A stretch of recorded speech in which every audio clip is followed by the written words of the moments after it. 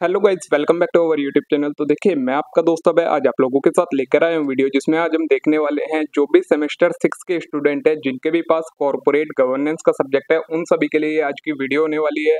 ये है corporate governance के सब्जेक्ट की पहली वीडियो, जिसके अंदर अब हम इस सब्जेक्ट को स्टार्ट करने वाले हैं। मैं आपको सारी चीजें डिटेल में कवर करवाने वाला हूँ, जितना भी कंसेप्ट आपके एग्जाम के लिए रेलेवेंट है, आपके एग्जाम के सिलेबस में दिया गया है, सारी चीजें मैं आपको एक एक करके एक एक वीडियो में कवर करवाने वाला हूँ। इसकी काफी सारी पार्ट्स में वीडियो आएंगी, जो भी वीडियो आएंगे आपको चैनल पर सारी अपलोड मिलेंगी, प्लेलिस्ट के अंदर आपको सारी वीडियोस एक जगह पर मिल जाएंगी। जिन नोट्स में से मैं आपको ये वीडियोस करवाने वाला हूँ वो सारे पेड नोट्स होने वाले हैं। अगर आपको उन्हें परचेज करना है, आप मेरे को व्हाट्सएप या टेलीग्राम पर डीएम कर सकते हैं, वहां से आप उन्हें परचेज कर सकते हैं। तो चलिए, आज है वीडियो का पार्ट नंबर 1, जिसमें हम यूनिट नंबर 1 को स्टार्ट करने वाले हैं और सारी चीजों को काफी डिटेल में देखने वाले हैं। तो चलिए शुरू करते हैं हम अपनी आज की वीडियो। तो देखिए यूनिट नंबर 1 है जिसका नाम है conceptual framework of corporate governance. सबसे पहले इसमें क्या क्या चीजें कवर करनी है। तो फर्स्ट है corporate governance meaning, significance and principles. Next is management and corporate governance. Third is theories of corporate governance, agency theory, stewardship theory, stakeholder theory, resource dependency theory and managerial hegemony theory. फिर है model of corporate governance. Next is art of governance as per Kautilya अर्थशास्त्र। ये सारी चीजें हमें इसके अंदर cover करनी है, ठीक है। तो सबसे पहले कॉर्पोरेट गवर्नेंस होता क्या है। तो corporate governance refers to the system of rule, practice and process by which a company is directed and control. ये एक प्रोसेस होता है जिसके अंदर आपके सारे रूल्स होते हैं, सारी प्रैक्टिसेस होती हैं, सारे प्रोसेस मेंशन होते हैं कि किस तरीके से जो एक कंपनी है वो डायरेक्ट होगी, मतलब चलेगी और कंट्रोल की जाएगी। It establishes the relationship between company's management, board of directors, shareholder and other stakeholder। Corporate governance की मदद से जो भी आपके कंपनी का मैनेजमेंट होता है, जो भी उसके बोर्ड ऑफ डायरेक्टर्स होते हैं, शेयर होल्डर होते हैं या जो भी स्टेक होल्डर्स होते हैं, उनके बीच में एक रिलेशनशिप क्रिएट करी जाती है जिस तरीके से कंपनी को डायरेक्ट करना है। स्टेक होल्डर्स के अंदर आपके कौन कौन आ जाते हैं, एम्प्लॉय हो गए, कस्टमर्स हो गए या फिर कोई और कम्युनिटी हो गए, वो सारी चीजें स्टेक होल्डर के अंदर आते हैं। या फिर in simple terms corporate governance is about how company are managed and control, ensuring accountability and fairness and safeguarding stakeholders' interest. Simple terms में अगर बोले तो कॉर्पोरेट गवर्नेंस क्या बताता है कि किस तरीके से कंपनी को मैनेज करा जाएगा या कंट्रोल करा जाएगा, जिससे क्या हो, अकाउंटेबिलिटी बनी रहे, फेयरनेस बनी रहे कंपनीज के ऑपरेशंस के अंदर, और जो स्टेक होल्डर है उनका जो इंटरेस्ट है वो सेफगार्ड रहे, मतलब उनके इंटरेस्ट को किसी भी तरीके का नुकसान ना हो। Next is the system by which company are directed and controlled, involving the set of process, customs, policies, laws and institutions that define the roles, responsibility and right of different stakeholder। या फिर हम इस corporate governance को क्या बोल सकते हैं कि ये एक तरीके का सिस्टम होता है जिसके अंदर क्या मेंशन होता है कि किस तरीके से कंपनी डायरेक्ट होगी या कंट्रोल होगी या फिर मैनेज की जाएगी। अब इस सिस्टम के अंदर आपकी क्या क्या चीजें आ जाती हैं, कई सारे प्रोसेस आ जाते हैं, कई सारे कस्टम्स आ जाते हैं, पॉलिसीज आ जाती हैं, लॉज आ जाते हैं और कई सारे इंस्टीट्यूशंस भी आ जाते हैं इस कॉर्पोरेट गवर्नेंस में, जो कि क्या बताते हैं, जो भी स्टेक होल्डर्स होते हैं उनकी रोल्स को, रिस्पॉन्सिबिलिटीज को और राइट्स को बताते हैं कि जो कंपनी के अंदर कोई पर्सन है उसके क्या क्या रोल हैं, क्या क्या उनकी रिस्पॉन्सिबिलिटीज हैं और क्या क्या उनके राइट्स हैं, ठीक है। तो ये होता है आपका मीनिंग कॉर्पोरेट गवर्नेंस का। ये आपको मीनिंग भी बता दिया और इसकी कुछ डेफिनेशंस भी आपको दे दी हैं। नेक्स्ट है की एलिमेंट ऑफ कॉर्पोरेट गवर्नेंस की। जो कॉर्पोरेट गवर्नेंस होता है उसके अंदर क्या क्या चीजें इंक्लूडेड होती हैं, क्या क्या इसके की एलिमेंट होते हैं। तो the concept of corporate governance is based on several की एलिमेंट। पहला की एलिमेंट आता है आपका बोर्ड ऑफ डायरेक्टर्स। तो the board is responsible for overseeing the company's operation and ensuring that management is acting in the best interest of the shareholder and other stakeholder। तो जो board of director होते हैं वो किस चीज के लिए रिस्पॉन्सिबल होते हैं कि जो कंपनी के ऑपरेशन है वो ठीक तरीके से वर्क कर रहे हैं या नहीं कर रहे हैं, जो मैनेजमेंट है वो जो स्टेक होल्डर्स हैं उनके इंटरेस्ट में काम कर रहे हैं या नहीं कर रहे हैं। ये सारी चीजें देखना किनका काम होता है, बोर्ड ऑफ डायरेक्टर का काम होता है। ये सारी चीजें देखना कि जो मैनेजमेंट है या जो कंपनी के ऑपरेशन है वो शेयर होल्डर और स्टेक होल्डर के लिए वर्क करें, उनके इंटरेस्ट में काम करें, उनके इंटरेस्ट को किसी भी तरीके का नुकसान ना हो ऑपरेशन से। ये चीज इंश्योर करना किसका काम है? बोर्ड ऑफ डायरेक्टर का। The board stabilize the company's policy and ensure they are implemented properly. जो बोर्ड ऑफ डायरेक्टर्स होते हैं वो कंपनी के लिए पॉलिसीज बनाते हैं, उन्हें इम्प्लीमेंट करते हैं और ये भी ध्यान रखते हैं कि वो पॉलिसीज अच्छे तरीके से इम्प्लीमेंट हो जाएं। Next is management. तो the management team is responsible for day to day operations of the company. जो मैनेजमेंट होता है कंपनी का वो किस चीज के लिए रिस्पॉन्सिबल होता है? जो कंपनी के डे टू डे ऑपरेशन है वो स्मूथली वर्क करें, स्मूथली रन हो सारी चीजें, उसके लिए मैनेजमेंट रिस्पॉन्सिबल होता है। They must carry out the policies set by board and ensure the company meet its strategic goal. जो मैनेजमेंट होता है वो क्या करता है? जो बोर्ड ने पॉलिसीज बनाई होती हैं उन पॉलिसीज को लेता है, सेट करता है, इम्प्लीमेंट करवाता है और इस चीज का ध्यान रखता है कि जो कंपनी है वो उन पॉलिसीज के अकॉर्डिंग अपने जो स्ट्रेटेजिक गोल हैं उन गोल्स को अचीव कर सके। Next is shareholders. तो shareholders are the owner of the company. Shareholder कौन होते हैं? ये कंपनी के ओनर्स होते हैं जिनके पास कंपनी का शेयर होता है। Their primary goal is to invest capital and vote on important decision. इनका रोल क्या होता है शेयर होल्डर का? कि ये कंपनी के अंदर अपनी कैपिटल इन्वेस्ट करेंगे और जो इंपॉर्टेंट डिसीजन है उस पर वोटिंग करके डिसीजन लेने में मदद करेंगे। Such as electing director, approving major financial transaction. अब किस किस मैटर पर ये वोटिंग करते हैं? तो कुछ मैटर्स बताए हैं, जैसे कि अगर डायरेक्टर्स को अपॉइंट करना है, इलेक्ट करना है, तो उस चीज के लिए शेयर होल्डर्स की वोटिंग की जरूरत पड़ती है। या फिर कोई बहुत बड़ी फाइनेंशियल ट्रांजैक्शन है तो उस ट्रांजैक्शन को अप्रूव करने के लिए शेयर होल्डर की वोटिंग की जरूरत पड़ती है। ठीक है।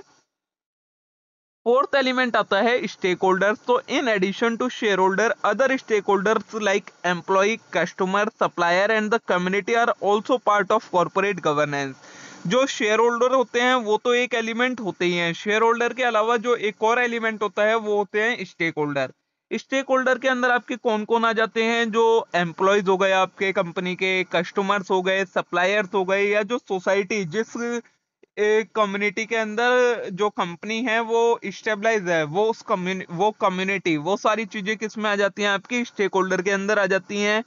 There interest should be considered when the making decision to ensure the long term sustainability of the company. अगर कंपनी कोई भी डिसीजन ले रही है तो उसे इन स्टेक होल्डर के इंटरेस्ट को भी ध्यान में रखना है, जिससे क्या हो, अगर वो इनके इंटरेस्ट को ध्यान में रखेगी कंपनी तो लॉन्ग टर्म सस्टेनेबिलिटी बनी रहती है कंपनी की, क्योंकि इन्हीं के एक तरीके से हेल्प से कंपनी रन हो रही होती है। ठीक है।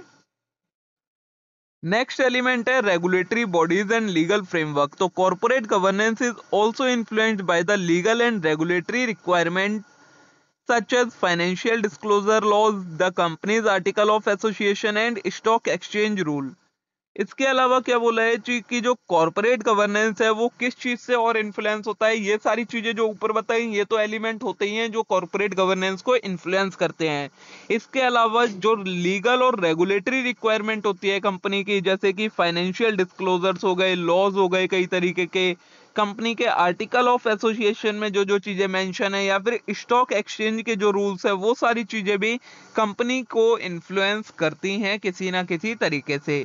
These rules help ensure that company are accountable to their shareholder and public। जो ये rules और regulations होते हैं ये किस चीज के लिए होते हैं? ये इंश्योर करते हैं कि जो कंपनी है वो अपने शेयर होल्डर और पब्लिक के लिए अकाउंटेबल है, उनके इंटरेस्ट के लिए काम कर रही है और उनको जवाबदेही है, मतलब उनको फीडबैक, एक रिस्पॉन्स भी दे रही है, रिटर्न दे रही है अपने शेयर होल्डर्स वगैरह को। तो उस चीज के लिए ये सारे रूल्स एंड रेगुलेशंस की जरूरत होती है आपकी। ठीक है। ये इंपॉर्टेंट एलिमेंट हो गए आपके कि कॉर्पोरेट गवर्नेंस के क्या क्या इंपॉर्टेंट एलिमेंट्स होते हैं। Now next topic is significance of corporate governance. की कॉर्पोरेट गवर्नेंस की सिग्निफिकेंस क्या है? तो सबसे पहले आता है आपका enhance accountability. Corporate governance ensure that those in position of power, particularly executive and board member, are held accountable for their action. Corporate governance है वो क्या इंश्योर करता है कि जो भी हाई पावर के की पर्सन्स हैंगे कंपनी के अंदर, जैसे कि आपके जिनके पास ज्यादा पावर है, जो कि आपके एग्जीक्यूटिव्स होते हैं, बोर्ड मेंबर्स होते हैं, डायरेक्टर्स होते हैं, जिनके पास काफी हाई लेवल की पावर होती है, उनको ये इंश्योर करना काम होता है कि जो ये अपना जो भी एक्शन ले रहे हैं उसके लिए ये अकाउंटेबल रहे, मतलब इनके पास एक सुटेबल रीजन हो कि किस लिए इन्होंने ये एक्शन लिया था, और ये शेयर होल्डर्स और स्टेक होल्डर्स को उसके बारे में अकाउंटेबल रहे।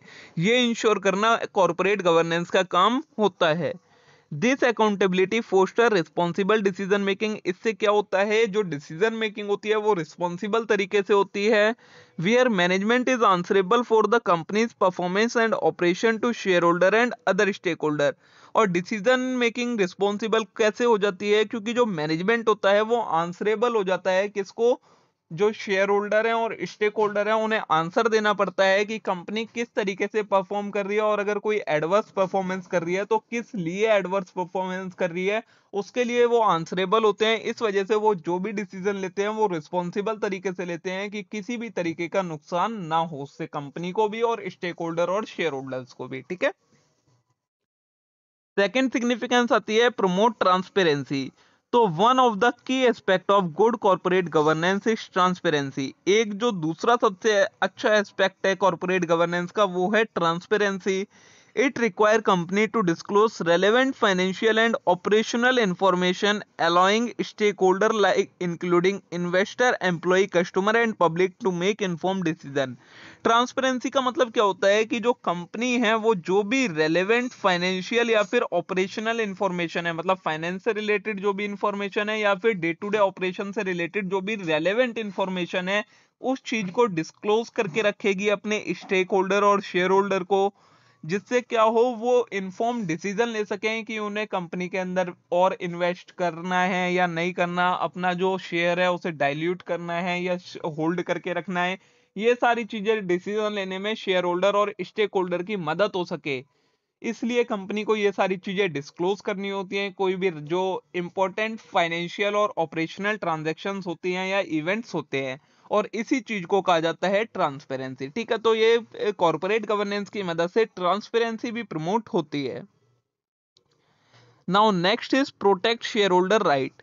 Corporate governance framework are designed to safeguard the interest of shareholder. Corporate governance का जो framework बनाया गया है वो किस तरीके से बनाया गया है कि जो शेयर होल्डर हैं उनके जो भी राइट्स या इंटरेस्ट हैं वो सेफगार्ड रहें, उन्हें किसी भी तरीके का नुकसान ना हो।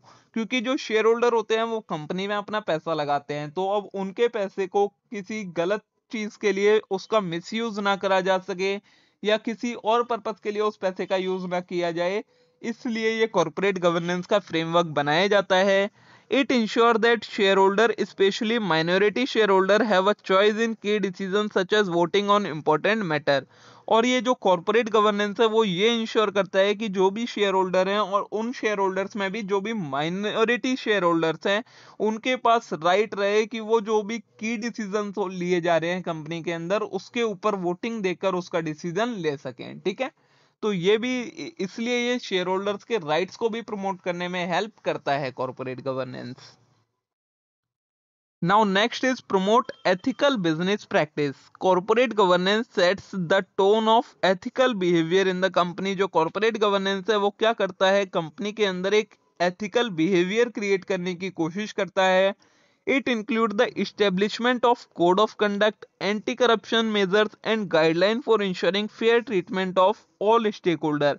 कॉर्पोरेट गवर्नेंस क्या करता है, कोड ऑफ कंडक्ट स्टेबलाइज करता है कंपनी के अंदर, एंटी करप्शन मेजर्स स्टेबलाइज करता है जिससे कोई भी करप्शन ना बढ़े कंपनी के अंदर, और गाइडलाइंस इशू करता है जिससे क्या हो जो स्टेक होल्डर हैं उनको फेयरली ट्रीट किया जाए, सभी स्टेक होल्डर्स को इक्वली ट्रीट किया जाए, किसी के साथ किसी भी तरीके का डिस्क्रिमिनेशन ना किया जाए। तो ये चीजें इंश्योर करने में भी कॉर्पोरेट गवर्नेंस मदद करता है। Next is help in risk management. तो in the complex and dynamic business environment, risk is an inherent part of the every business. आज के टाइम पर जैसा एनवायरनमेंट है कॉम्प्लेक्स और डायनेमिक, काफी ज्यादा कॉम्प्लेक्स एनवायरनमेंट है, काफी ज्यादा चेंजिंग डायनेमिक एनवायरनमेंट है, तो उसके टाइम पर इस टाइम पर क्या है, जो रिस्क है वो एक इनहेरिटेंट पार्ट बन गया है, मतलब एक इंटरनल पार्ट बन गया है हर बिजनेस का, कि अगर आज के टाइम पर किसी को भी बिजनेस को ऑपरेट होना है तो रिस्क के साथ ही ऑपरेट होना पड़ेगा। तो corporate governance involve identifying, assessing and managing risk effectively. तो इसमें कॉर्पोरेट गवर्नेंस क्या मदद करता है, किसी काफी हद तक रिस्क को मिटिगेट करने में कॉर्पोरेट गवर्नेंस हेल्प करता है। वो रिस्क को आइडेंटिफाई करता है, उसको असेस करता है और मैनेज करने में हेल्प करता है इफेक्टिवली तरीके से, जिससे कंपनी को, स्टेक होल्डर को, शेयर होल्डर को कम से कम नुकसान बेयर करना पड़े। ठीक है। Next is attract investment. तो investors both domestic and internal seek companies with strong governance because they are seen as low risk investment। जो भी इन्वेस्टर्स होते हैं, चाहे डोमेस्टिक इन्वेस्टर हो चाहे इंटरनेशनल इन्वेस्टर हो, वो क्या देखता है, एक ऐसी कंपनी को देखता है जो फंडामेंटली स्ट्रांग कंपनी हो, जिसका गवर्नेंस स्ट्रक्चर स्ट्रांग हो, जिससे क्या होता है जो वो इन्वेस्टमेंट करता है उसका जो इन्वेस्टमेंट का रिस्क होता है वो कम हो जाता है। तो कोई भी इन्वेस्टर ये सारी चीजें एक कंपनी के अंदर देखता है। A well-governed company is more likely to be transparent, ethical and accountable, making it an attractive investment opportunity। एक कंपनी जिसका जो कॉर्पोरेट गवर्नेंस का स्ट्रक्चर है या गवर्नेंस स्ट्रक्चर है वो काफी ज्यादा स्ट्रांग होता है, काफी ज्यादा अच्छा होता है, वो कैसी कंपनी दिखती है, ट्रांसपेरेंट रहती है, एथिकल और अकाउंटेबल कंपनी मानी जाती है। और जो इन्वेस्टर्स होते हैं वो भी ऐसी कंपनी में ही इन्वेस्ट करने में इंटरेस्टेड होते हैं। तो इस तरीके से जो कॉर्पोरेट गवर्नेंस का स्ट्रक्चर है, एक स्ट्रॉन्ग कॉर्पोरेट गवर्नेंस का स्ट्रक्चर इन्वेस्टमेंट अपॉर्चुनिटीज को भी अट्रैक्ट करता है। ठीक है। Next is improve decision making. तो corporate governance ensure that decisions are made based on sound judgement with input from independent director, committee and stake holder.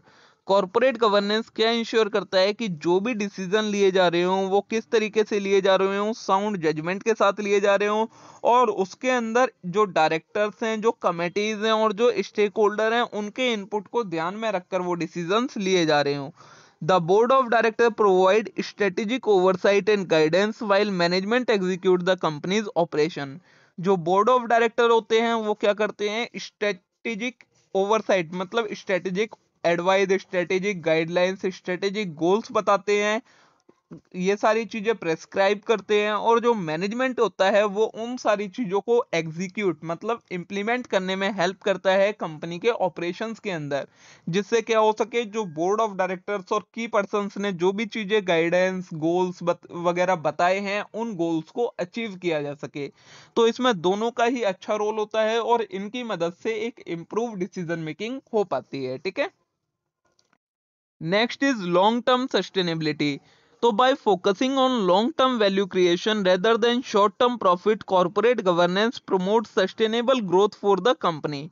जो corporate governance होती है वो क्या करती है, जो लॉन्ग टर्म वैल्यू होती है उसको क्रिएट करने में ध्यान देती है और शॉर्ट टर्म प्रॉफिट पर इतना फोकस नहीं करती है। क्योंकि अगर शॉर्ट टर्म प्रॉफिट पर फोकस करेगी कंपनी तो लॉन्ग टर्म जो गोल्स हैं उन्हें अचीव नहीं कर पाएगी। तो इसीलिए corporate governance long term value create करने में फोकस करती है, जिससे क्या हो सके, सस्टेनेबल ग्रोथ हो सके कंपनी की।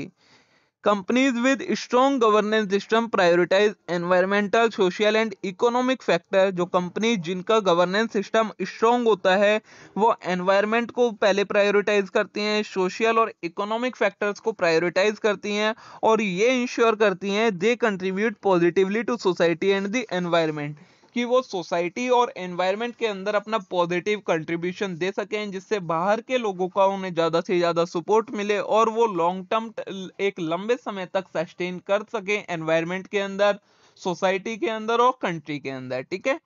तो ये सारी आपकी सिग्निफिकेंस हो गई कि कॉर्पोरेट गवर्नेंस क्यों इंपॉर्टेंट है, इसकी क्या क्या सिग्निफिकेंस होती है। ठीक है। Now next topic is principles of corporate governance. की जो ये कॉर्पोरेट गवर्नेंस होता है ये किन प्रिंसिपल्स के ऊपर वर्क करता है, क्या क्या प्रिंसिपल्स इसके अंदर आते हैं आपके। तो सबसे पहला जो प्रिंसिपल आता है वो आता है अकाउंटेबिलिटी का। Accountability ensure that management and the board of director are held responsible for their action and decision. Accountability का मतलब क्या होता है कि जो भी मैनेजमेंट है या बोर्ड ऑफ डायरेक्टर हैं वो जो भी डिसीजन ले रहे हैं उसके लिए अकाउंटेबल रहें, आंसरेबल रहें, कि अगर उनसे कोई पूछता है कि आपने ये डिसीजन या ये एक्शन क्यों लिया तो उसका उनके पास एक अच्छा रीजन होना चाहिए कि किस वजह से उन्होंने ये डिसीजन या एक्शन लिया था। तो उस चीज को कहा जाता है accountability. Those in position of power must justify their action and be answerable to the shareholder and other stakeholder for the company performance and governance practice। वही बोला है कि जो भी इस पोजीशन पर है, मतलब जो भी मैनेजमेंट या बोर्ड ऑफ डायरेक्टर्स में है और जो अपनी पावर का यूज कर रहे हैं, उनके पास एक एक्शन जो उन्होंने लिया है उसकी जस्टिफिकेशन होनी चाहिए और आंसरेबल होने चाहिए। वो किसको? शेयर होल्डर्स को आंसर देने वाले होने चाहिए कि उन्हें वो आंसर दे सकें, शेयर होल्डर्स को भी और स्टेक होल्डर्स को भी, कि कंपनी किस तरीके से जो ये परफॉर्म कर रही है वो क्यों कर रही है परफॉर्म, और जो भी गवर्नेंस मतलब कंपनी को गवर्न करने के जो भी स्टेप्स लिए जा रहे हैं वो किस तरीके से किस बेसिस पर लिए जा रहे हैं। तो वो चीज आ जाती है आपकी अकाउंटेबिलिटी के अंदर। ठीक है। Now next is transparency. So transparency refers to the clear and open disclosure of all relevant information regarding the company's operation, financial performance and governance.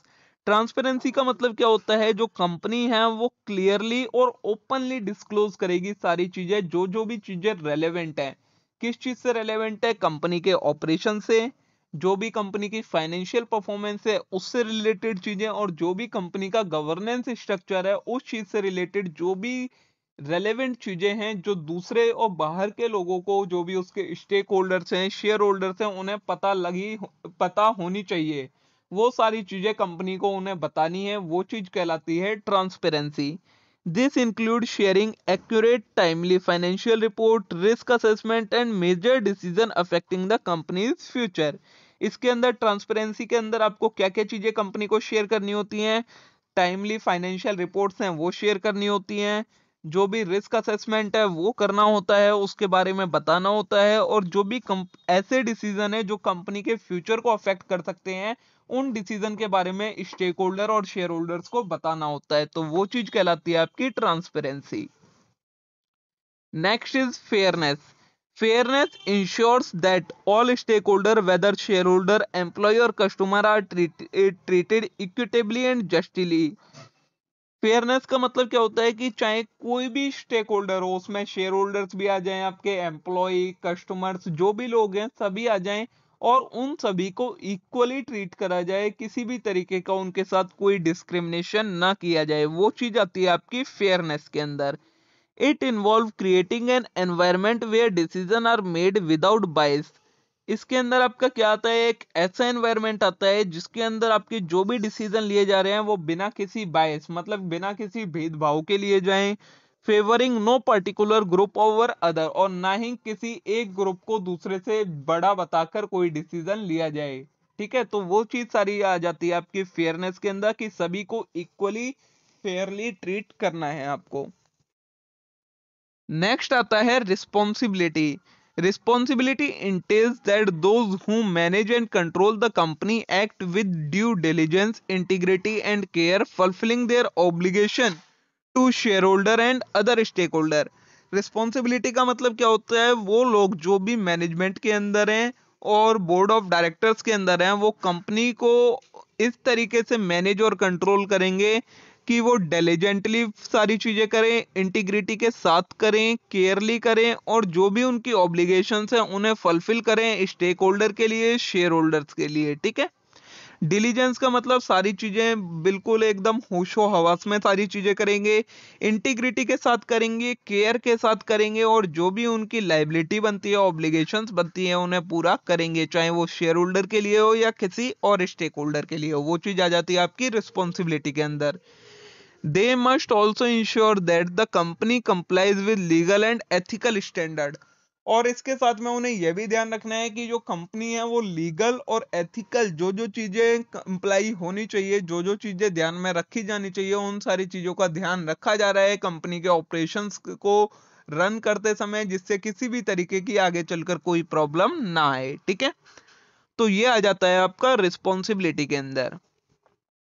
Next is independence. So independence ensure that the board of director is free from conflict of interest, enabling them to make objective decision for the benefit of the company and its shareholder। Independence का मतलब क्या होता है कि जो board of director हैं उनके बीच में किसी भी तरीके का किसी भी चीज को लेकर कन्फ्लिक्ट ऑफ इंटरेस्ट नहीं होना चाहिए जिसकी वजह से कंपनी के किसी डिसीजन पर अफेक्ट आए। वो इस तरीके से डिसीजन लेंगे कि उससे कंपनी का बेनिफिट हो, उसके शेयर होल्डर का बेनिफिट हो। किसी भी तरीके का कोई रॉन्ग डिसीजन नहीं लेंगे जिससे इन दोनों लोगों का नुकसान हो। Independent director are crucial for providing unbiased oversight and protecting shareholder right. Director जो होने चाहिए वो कैसे होने चाहिए? इंडिपेंडेंट होने चाहिए, क्योंकि वो अनबाइस्ड तरीके से डिसीजन लेते हैं और जो शेयर होल्डर्स होते हैं उनके राइट्स को प्रोटेक्ट करने में हेल्प करते हैं। नेक्स्ट आता है हमारा एथिकल बिहेवियर। तो ethical behaviour is about ensuring that the business practice align with moral principle and standard. Ethical behaviour का मतलब क्या होता है कि जो बिजनेस की प्रैक्टिस है वो जो बिजनेस है उसके मोरल, उसके स्टैंडर्ड्स के अकॉर्डिंग होने चाहिए। इसके अलावा this include acting with integrity, honesty and fairness in all dealing with stakeholder and maintaining high standard of corporate social responsibility. अगर जो कंपनी है वो किसी के भी साथ डील कर रही है, चाहे वो उसके स्टेक होल्डर हो या कोई भी बाहर की पार्टी हो, तो इस वो कंपनी उनके साथ इंटीग्रिटी के साथ, ऑनेस्टी के साथ और फेयरनेस के साथ डील करेगी, जिसमें किसी भी तरीके की कोई बायसनेस नहीं होगी, किसी भी तरीके का कोई मेल प्रैक्टिसेस का यूज नहीं करा जाएगा। जिससे क्या होगा, कंपनी का एक हाई स्टैंडर्ड बना रहेगा और कॉर्पोरेट सोशल रिस्पॉन्सिबिलिटी का भी एक स्टैंडर्ड बना रहेगा। ठीक है। Next is stakeholders' interest. So the principle emphasizes that corporate governance should not only focus on the interest of shareholder but also consider the right and concerns of other stakeholders such as employee, customer, supplier and local community. इसमें क्या बोला है कि जो company है उसके अंदर जो भी कॉर्पोरेट गवर्नेंस है वो इस चीज का भी ध्यान रखेगी कि सिर्फ शेयर होल्डर के इंटरेस्ट को ही ध्यान में नहीं रखा जाएगा। शेयर होल्डर के अलावा बाकी जो भी स्टेक होल्डर्स हैं, चाहे वो एम्प्लॉय हो, कस्टमर हो, सप्लायर हो या लोकल कम्युनिटी हो, उनके इंटरेस्ट को भी ध्यान में रखकर डिसीजन लिए जाएंगे, रखकर ऑपरेशंस ऑपरेट करे जाएंगे। किसी भी तरीके का उन्हें भी नुकसान नहीं होना चाहिए। ठीक है। तो वो चीज आ जाती है आपकी स्टेक होल्डर इंटरेस्ट का प्रिंसिपल। तो ये आपके 7 प्रिंसिपल्स थे कि एक कॉर्पोरेट गवर्नेंस के अंदर जो कॉर्पोरेट गवर्नेंस होता है वो किन किन प्रिंसिपल के ऊपर वर्क करता है। ठीक है। तो आज की वीडियो को हम यहीं खत्म करेंगे। होप सो आप सभी को ये वीडियो पसंद आई होगी। अब हम आगे का कंटेंट कवर करेंगे इसके वीडियो के पार्ट नंबर 2 के अंदर। तब तक के लिए आप आज की इस वीडियो को लाइक करें, चैनल को सब्सक्राइब करना ना भूलें और वीडियो को अपने सभी दोस्तों के साथ शेयर जरूर कर दें। Thank you.